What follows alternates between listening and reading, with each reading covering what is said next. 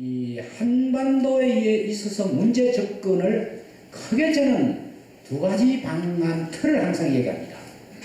한반도 문제 접근은 우선 우리 남과 북의 하나의 국내적인 차원에서 어떤 접근, 그리고 두 번째는 남과 북이 합의해서 하는 민족적인 차원의 접근, 세 번째는 국제적인 차원의 접근, 이 세 틀들이 다 하나하나가 제대로 잘 이렇게 접근이 될 때에 우리의 민족 문제 그리고 한반도 평화 문제도 잘 돼야 된다 하는 것을 첫째로 전제하고, 두 번째는 저는 남과 이 가운데서도 남과 북의 역할이 대단히 중요하다.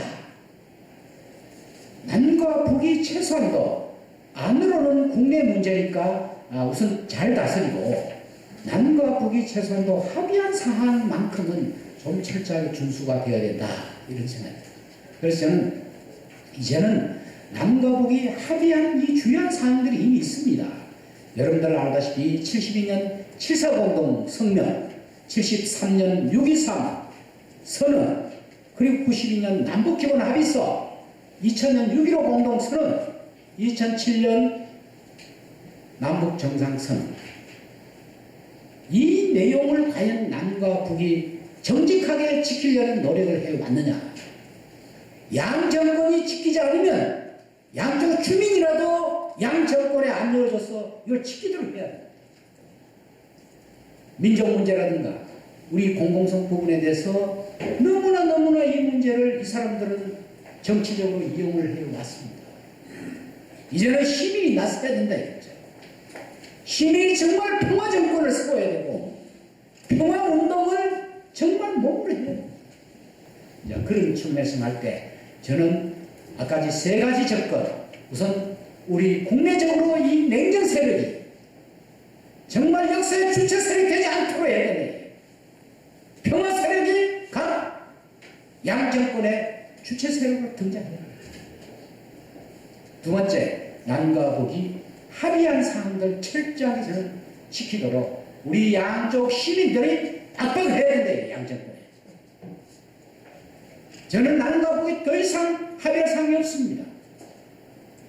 합의한 내용들 정말 훌륭합니다. 여러분들 72년 7.4 공동성명 정신, 자주 평화 민족 대단결, 그 이상 더 할 말이 없어요. 그것이 92년 남북기본합의서의 전문에 이미 나와 있고, 저는 2000년 6.15 공동선언, 2007년 14 정상선언도 남북기본합의서 내용을 강론화한 것, 구체화한 내용이다 이렇게 보고 있습니다. 물론 거기서 조금 더 나간 건 사실이에요. 그러나 남북기본합의서와 6.15 공동선언과 14 정상선언을 굳이 구별을 하라면 남북기본합의서는 성립된 배경이 양쪽이 내용 자체가 훌륭하지만 정치적인 국내적인 이유 때문에 만들어졌지만 2000년 6.15 공동선언은 정말 양 정권이 지키려는 신뢰 속에 만들어진 거다. 그래서 상당히 많이 실천되었습니다. 14 정상선언은 너무 정권이 늦게 정상회담을 한 거가 아닌가. 그러나 6.15 공동선언과 14 정상선언이 지난 10년 동안에 이 땅에 뿌린 평화와 화해와 협력의 그 싹스, 우리 국민의 풀뿌리 속에 이미 나는 심어졌다. 잘하고 있다. 어떤 비바람이 몰아치고 해도 국민의 마음속에 있다. 어느 정권이 들었어도 이것을 달리 역사의 물구비를 이제는 바꿀 수가 없다. 여기 있는 여러분이나 제가 바로 이것을 지키는데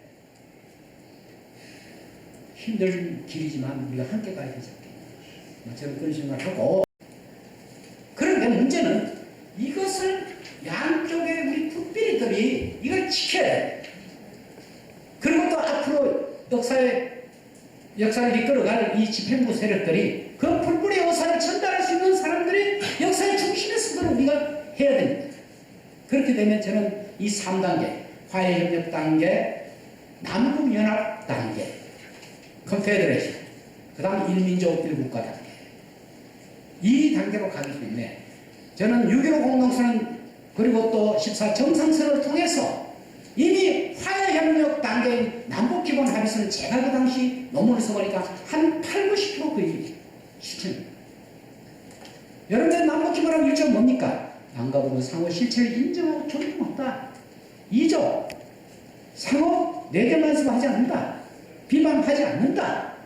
특히 오늘 평화문제와 관련해서는 제5조 남과 북은 공고한 평화 상태를 만들기 위해서 정전협정 체결 이전까지 상호 노력한다. 전부 다 들어가 있어요. 굳이 저에게 학술적인 용어를 쓴다면 남북기본 합의서는 현상 유지적인 평화를 지향하고 평화협정과 불가침 협정을 구별을 하라면 평화협정 우선 불가침 평화협정은 평시 상태를 전시 상태로 변경시키는 현상 변경적 법률 행위고 불가침 협정은 이미 만들어진 이 평시 상태를 누가 반칙할 경우에 반칙 못하도록 엔도스 보장을 받는 겁니다. 남과 북 사이가 좀 힘이 서로 합의해놓고 주변 국가들이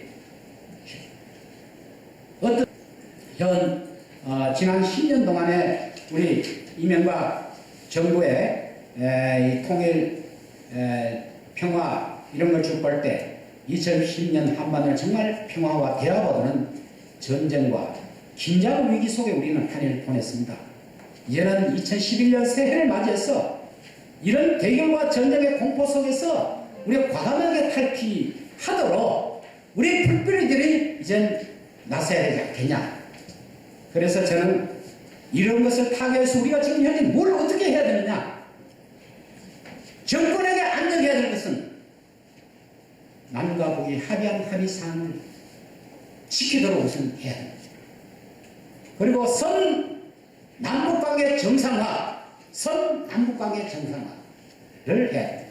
지난 10년 동안에 어렵게 사는 이 평화와 화해와 협력의 이러한 신뢰가 반드시 지키려야 해요. 특히 민족 문제, 평화 문제, 민생 문제는 정권 정파를 초월해가지고 우리가 지켜줘야 되는 겁니다. 이걸 우리가 풀뿌리가 강하게 정말 알기를 해야 됩니다. 그래서 저는 이 자리에서 다시 한번 이제는 평화협정을 체결해야 된다. 어떤 형식이든 한반도 평화는 지금 53년 정전체제 이후에 저는 6.15 공동선언 2000년 14정상선언을 통해서 나름대로의 어느 정도 안착이 되었다고 많은 국민들이 믿었는데 그렇지 않아요. 이명박 정부 3년 동안 보니까 이 한반도에서 그냥 잠자있던 이 냉전 세력들이 그대로 있는 겁니다.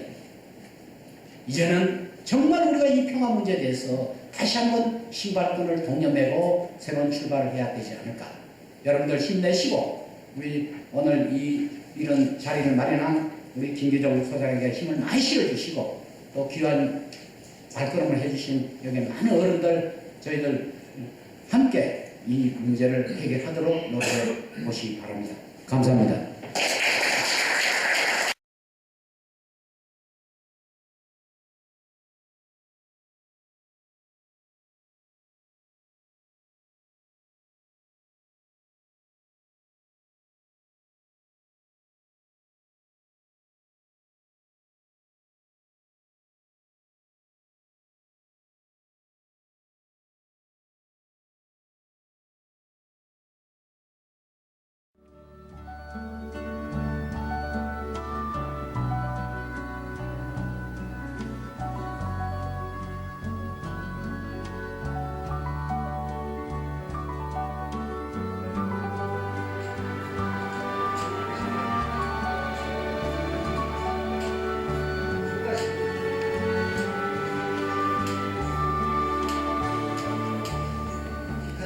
나와 있지만은 이렇게 선언대회 하는 장소가 3번 옮겨지는 과정에서 약간 초라합니다. 군도 사태가 일어나지 말자라는 것은 그런 영토, 즉 군사 분계선이 명확하지 않은 곳에서는 전쟁 연습하지 말자.